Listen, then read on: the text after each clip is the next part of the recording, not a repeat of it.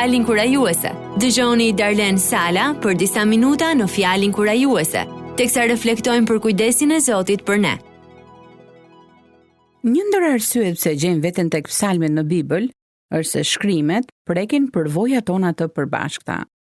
Tek psalmet do të gjeni të gjithë gamën e emocioneve njerëzore: falënderim, zemrim, dashuri, urrëtie, gëzime dhe shumë të tjera.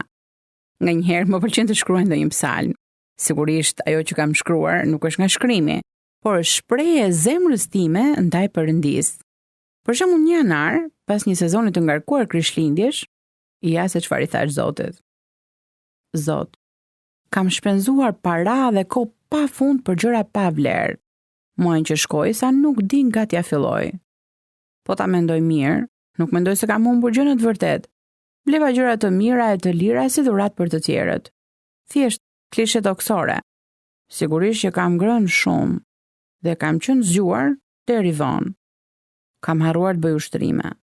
Por tani brenda meje dua diçka më tepër. E di mirë se kënaqësia që zgjat vjen vetëm nga të bërit e gjërave për përjetësinë.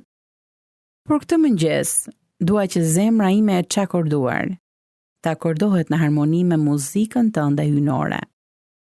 Lejo frymën e shenjtë të lidh telat e të ndosur dhe mbi gjurmët e mia luaj muzikën tënde të bukur. Sot dua që jeta ime të jetë në harmoni të plot me ty, o mjeshtri i muzikës.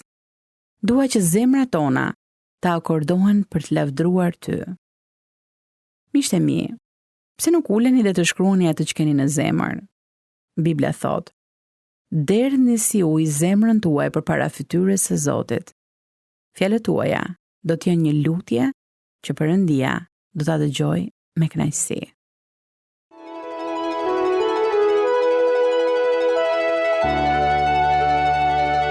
Dëgjuat Fjalin kurajuese të Darlen Sala.